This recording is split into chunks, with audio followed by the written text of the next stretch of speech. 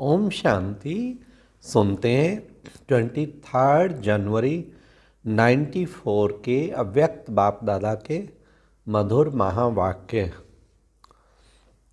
आज की मुरली में 4 क्वेश्चन। नंबर 1, कौन सा गीत बाप दादा के दिल में बजता जो बच्चों के भी दिल में बजना चाहिए। नंबर 2, भाग्य की रेखा खींचने की कलम कौन सी है। नंबर 3, कौन सी स्मृति नेचर रूप में नेचुरल होनी चाहिए। लास्ट, फरिश्ता स्थिति किसे कहते हैं। तो आज की मुरली बाबा का गीत वाह बच्चे वाह, वाह बच्चे वाह, और बच्चों का भी गीत कि वाह बाबा वाह, वाह बाबा वाह। ये गीत बाबा कहते सदा ही बजता रहे। वाह ब्राह्मण परिवार, वाह ड्रामा, वाह बाबा, वाह वाह का गीत बच्चों के दिल में बजना चाहिए और बाबा के दिल में तो बजता ही रहता है। तो सुनते हैं 23 जनवरी 94 की मुरली। ब्राह्मणों की नेचर विशेषता की नेचर है, इसे नेचुरल स्मृति स्वरूप बनाओ। आज बाप दादा अपने सर्व विश्व की विशेष आत्माओं को देख रहे हैं। ड्रामानुसार आप आत्माओं का कितना विशेष पार्ट नूंदा हुआ है। आज बाप दादा हर एक बच्चे की विशेषता को देख हर्षित हो रहे हैं। हर एक बच्चे को देख वाह बच्चे, यह स्नेह का गीत दिल में बज रहा था। साथ साथ यह भी देख रहे थे कि बच्चों के दिल से ये वाह वाह का गीत सदा निकलता है। हर कर्म में, हर कदम में, हर संकल्प में ये श्रेष्ठ अनुभव होता है व कभी कभी होता है। साधारण जीवन से विशेष जीवन सदा स्वतः रहती है। वह स्मृति लाने से अनुभव होता है। जब जीवन है तो जीवन का अर्थ ही है सदा और स्वतः रहे। स्मृति में लाया तो अनुभव किया और स्मृति में नहीं लाया तो विशेषता की बजाय साधारण जीवन अनुभव हो। ये आप विशेष आत्माओं की विशेषता नहीं, ब्राह्मण जन्म ही विशेष जन्म है। जिसका जन्म ही विशेष है उसका जीवन क्या होगा, विशेष होगा या साधारण होगा। ब्राह्मण जन्म भी श्रेष्ठ, ब्राह्मण धर्म भी श्रेष्ठ और ब्राह्मण कर्म भी श्रेष्ठ, क्योंकि ब्राह्मण जन्म दाता, ब्राह्मण धर्म स्थापक, सर्वश्रेष्ठ परम आत्मा और आदि आत्मा ब्रह्मा बाप है। तो जैसे रचता सर्वश्रेष्ठ तो रचना भी सर्वश्रेष्ठ अर्थात विशेष है। ब्राह्मणों का कर्म विशेष क्यों है? क्योंकि कर्म में फॉलो करने के लिए आप सबके सामने आदि आत्मा ब्रह्मा बाप सैंपल है। कर्म में फॉलो साकार ब्रह्मा बाप को करते हैं ना, इसलिए भाग्य विधाता अर्थात कर्म द्वारा भाग्य की रेखा श्रेष्ठ बनाने वाले ब्रह्मा गाया हुआ है। अब सुनिए ध्यान से, भाग्य की रेखा का कलम कर्म है। श्रेष्ठ कर्मों से जैसा भाग्य खींचना चाहो खींच सकते हैं। तो श्रेष्ठ कर्म का सहज सिंबल ब्रह्मा बाप है। इसलिए आप सभी विशेष पुरुषार्थ का शब्द यही वर्णन करते हो कि हमें बाप समान बनना है। सदा बाप समान बनना है। इस अव्यक्त वर्ष में सभी का लक्ष्य क्या रहा? निराकारी स्थिति में निराकार बाप समान अशरीरी स्थिति का अनुभव किया। साकार कर्म में ब्रह्मा बाप समान बनने का नंबरवार अनुभव किया। तो विशेष जीवन का आधार विशेष जन्म, धर्म और श्रेष्ठ कर्म है। जैसे लौकिक जीवन में भी अगर किसी आत्मा का जन्म विशेष राज परिवार में हो राजकुमार हो व राजकुमारी हो तो यह विशेषता जन्म की होने के कारण हर समय सदा और स्वतः रहती है। वह बार बार स्मृति में लाते हैं कि मैं राजकुमारी हूँ, मैं राजकुमारी हूँ। सहज याद होती है ना। पुरुषार्थ करते हैं क्या, चाहे कर्म अपनी रुचि के कारण कितना भी साधारण हो, लेकिन अपने जन्म की विशेषता भूल जाते हैं क्या। नेचुरल और नेचर बन जाती है। तो आप ब्राह्मण आत्माओं की नेचर क्या है, विशेष है या साधारण है। अभी भी कोई कोई बच्चे जब कोई साधारण कर्म कर लेते हैं तो बाप दादा के आगे अपने को निर्दोष सिद्ध करने के लिए क्या कहते हैं, मैं चाहता नहीं था, वह चाहती नहीं थी ये कर्म करूं, लेकिन मेरी नेचर है इसलिए हो गया। वैसे ये कहना व सोचना यथार्थ है।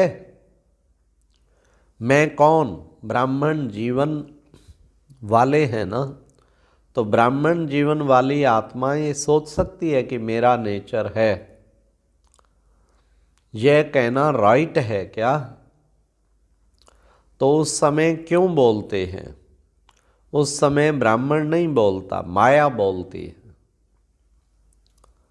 तो जैसे ये साधारण नेचर व मायावी नेचर नेचुरल काम कर लेती है ना, इसलिए कहते हैं चाहते नहीं थे लेकिन हो गया। तो ब्राह्मण नेचर अर्थात विशेषता की नेचर भी नेचुरल होनी चाहिए ना। नेचुरल चीज सदा रह सकती है। तो विशेष जीवन की स्मृति नेचर के रूप में नेचुरल होनी चाहिए, वह कभी भूलना कभी याद होना। तो सदा स्मृति स्वरूप में रहो। स्मृति लाने वाले नहीं, स्मृति स्वरूप। इसलिए बाप दादा देख रहे थे कि अव्यक्त वर्ष समय प्रमाण समाप्त हुआ, लेकिन बाप दादा समान स्वयं को संपन्न बनाया।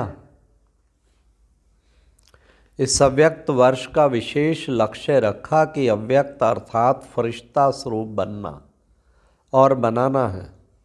सभी ने यही लक्ष्य रखा था ना।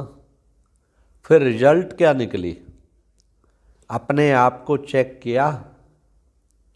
फरिश्ता भाव का वरदान भी वरदाता से मिला, तो वरदान और लक्ष्य दोनों की स्मृति से कहाँ तक सफलता अनुभव की है, ये सूक्ष्म चेकिंग स्वयं की व ये सोचा कि अव्यक्त वर्ष तो पूरा हुआ।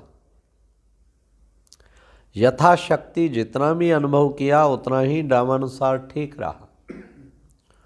वर्ष परिवर्तन के साथ साथ सब परिवर्तन की गति क्या रही, इस विधि से चेक करो। चेक किया, इस विधि से चेक किया। वर्ष समाप्त हुआ, वैसे स्वयं लक्ष्य और लक्षण में संपन्न बने, या ये सोचते हो कि इस वर्ष में और बन जाएंगे। समय और स्वयं की गति समान रही। वैसे तो समय से भी स्वयं की गति तीव्र होनी है, क्योंकि समाप्ति के समय को लाने वाली आप विशेष आत्माएं निमित्त हो। तीव्र गति से वर्ष तो संपन्न हो ही गया। मालूम हुआ वर्ष कैसे पूरा हो गया, तो चेक करो मुझ विशेष आत्मा की परिवर्तन गति तीव्र रही व कभी तीव्र कभी मध्यम रही। फरिश्ता अर्थात जिसका पुराने संस्कार संसार से कोई रिश्ता ना हो, तो चेक करो पुराने संसार की कोई भी आकर्षण, चाहे संबंध रूप में, चाहे अपने देह की तरफ आकर्षण व किसी देहधारी व्यक्ति की तरफ आकर्षण, कोई वस्तु की तरफ आकर्षण कितने % में रही। ऐसे ही पुराने संस्कार की आकर्षण चाहे संकल्प रूप में, वृत्ति के रूप में, वाणी के रूप में, संबंध संपर्क अर्थात कर्म के रूप में कितनी % रही।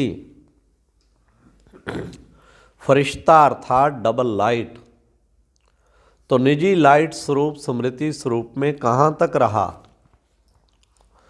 साथ साथ लाइट अर्थात हल्कापन स्व के परिवर्तन के पुरुषार्थ में कहाँ तक लाइट अर्थात हल्के रहे?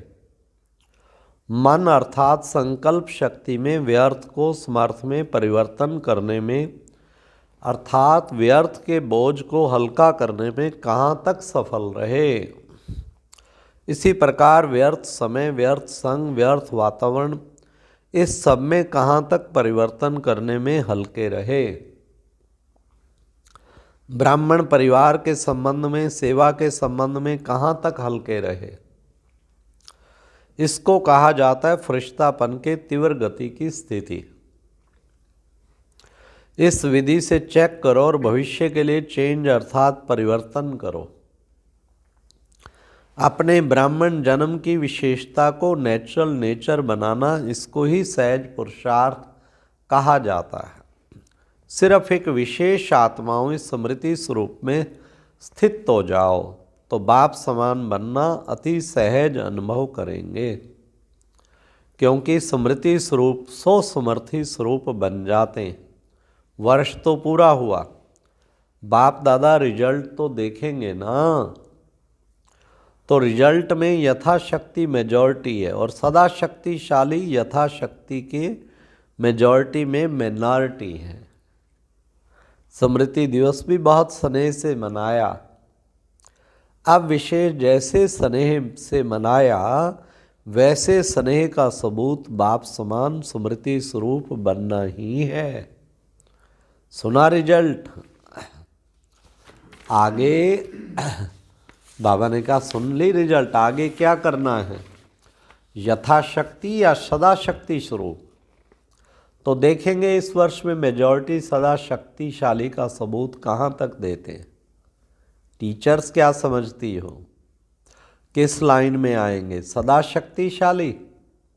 सबका टीवी में फोटो निकल रहा है, क्या भी हो जाए, कैसी भी परिस्थिति बन जाए, लेकिन सदा शक्तिशाली। नाम नोट होते हैं ना, कौन कौन किस किस ग्रुप में आए। अभी टीचर्स का सम्मेलन होने वाला है ना, तब तक की रिजल्ट सभी टीचर्स की क्या होगी?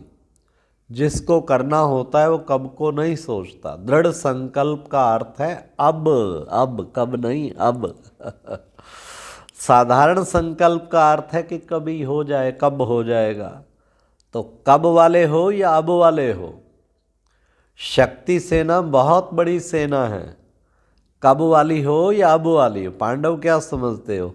देखो नाम सबके नोट हैं, अभी नाम नहीं सुनाते, आखिर वो समय भी आ जाएगा जो नाम सुनाएंगे। समझा कि सर्वविशेष आत्माओं को, सदा साकार ब्रह्मा के श्रेष्ठ कर्मों को फॉलो करने वाले कर्मयोगी आत्माओं को, सदा विशेषता को नेचुरल और नेचर बनाने वाली कोटों में कोई आत्माओं को, सदा दृढ़ संकल्प द्वारा विशेष जन्म धर्म कर्म की स्मृति स्वरूप आत्माओं को बाप दादा का विशेषता संपन्न याद प्यार और नमस्ते। अच्छा, ओम शांति। और अब यह एक बहुत अच्छी वीडियो भी जरूर देखें।